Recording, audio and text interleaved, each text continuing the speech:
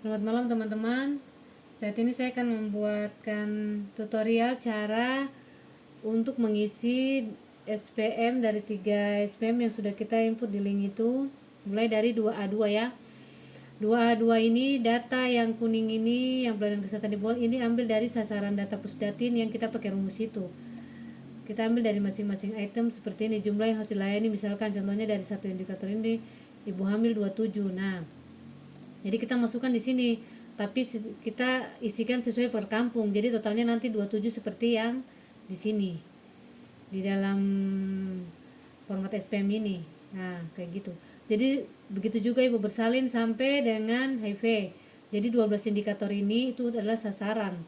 Sasaran dari target sasaran dari Pusdatin yang kita sudah hitungan pakai rumus kayak gitu.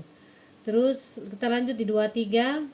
Kalau 23 ini kita sesuaikan dengan keadaan puskesmas kita. Misalkan pelayanan kesehatan puskesmas berapa, ketersediaan berapa, terus SDM kesehatan, dokter, bidan, perawat di puskesmas kita ada berapa, ketersediaan berapa, kayak gitu ya. Kalau yang ini enggak usah di ini, enggak usah di itu, ini saja ketersediaan yang kita isi. Terus 2B4.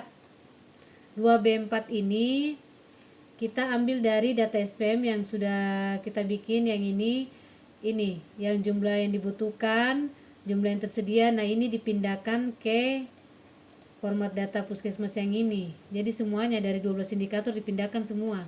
Ambil dari masing-masing indikator yang di sini. Kan ini ada ibu hamil, ibu bersalin, dia punya jumlah yang dibutuhkan, jumlah yang tersedia. Nah, semuanya dipindahkan ke dalam ini, data ini. Terus 2B5. 2B5 juga ini diambil dari SPM yang ini, yang paling bawahnya. Di sini kan ada dokter, bidan, perawat. Jumlah yang dibutuhkan, jumlah yang tersedia. Jadi kita sesuaikan ini, kita pindahkan ke dalam sini.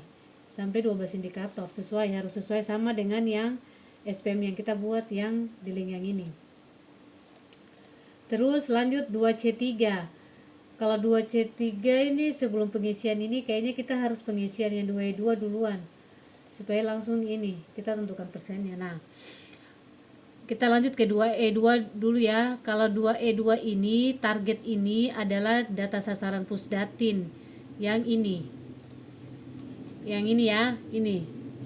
27 ini. Ya. Jumlah yang harus dilayani itu yang masukkan sasaran Pusdatin ini yang masukkan di sini targetnya. Sampai di HIV. Terus realisasi ini adalah jumlah yang terlayani. Gitu. Jadi ini setiap TW nih, jadi bikin yang data puskesmas ini setiap TW. Kayak gitu. Ini saya contohkan yang di TW2 yang saya sudah bikinkan ini. Terus kemudian selesai itu realisasi, nanti kan capaiannya kan terhitung sendiri di situ. Terus target semua ini harus teman-teman bikin 100, semuanya harus ke 100. Kalau realisasi ini harus pakai perhitungan. Jadi perhitungannya kayak gini. Kita buka di summary. Paling ujung ada tulisan summary.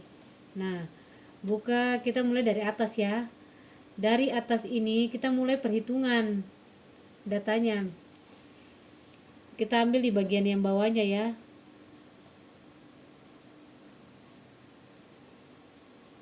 Nah, kita ambil yang bagian bawahnya. Misalkan ini 35,41. Nah, kita mulai dari yang nomor 1 ini kan 10. Ini kan 0. Ini kan dari ibu hamil. Kita bacanya di sini pelaksana dari ibu hamil. Jadi ini kita ambil dari 35,14. Jadi kita buka kalkulator, kita hitung lagi. Misalkan 35,14. Kemudian kita lagi 100. Nah, isi lagi tambah 100. Terus tambah lagi 50. Tambah 50. Habis itu tambah lagi 33,33. Oke, tambah lagi 25. Kemudian 3,70. Kemudian 22,22. Tambah lagi 29,63. Terus tambah lagi 100, habis itu tambah lagi 50, jadi 449,02 ya. 449,02 kita bagi dari sini yang untuk vaksin yang ketersediaan barang ini 1, 2, 3. Nah kita lihat ini sampai nomor berapa, sampai 11 ya, kita lihat 11 pokoknya kalau tenaga medis tidak termasuk. Jadi di situ kita lihat itemnya dari 1 sampai 11 itu termasuk yang kebutuhan alat, jadi kita bagikan 11, jadi 40,82. Jadi 40,82. Oke. Selesai 40,82, kemudian kita hitung lagi, kita tulis di kertas kayak gini. Nanti kita tulis masing-masing kayak gini. Jadi ibu hamil kita tulis memang 40,82 hasilnya. Terus yang tenaga lagi kita hitung sendiri. Misalkan tenaga 50 ditambah 100. Kemudian ditambah 100 tambah 100 tambah 100. Jadi ini totalnya ini 80 kan?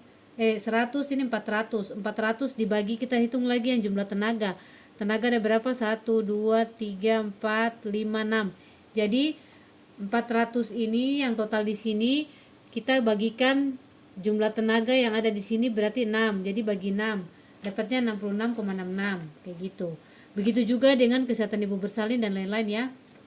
Selesai kita bagi, kita dapatkan hasil tambahan yang tadi yang dari item alat-alat dari nomor 1 sampai 11 ini, dari hasilnya kita tambahkan 40,28 tadi ditambah 66,6. Dapat hasilnya kan 106,94. Terus kita bagi 2. Bagi 2 nanti hasilnya 53,47. 53,47 ini kita masukkan di sini 53 saja ya. Kalau komanya enggak pakai. Jadi kalau misalnya kan itu 53,8 berarti kita genapkan 54. Tergantung dari dia punya di belakangnya itu ini ke tidak.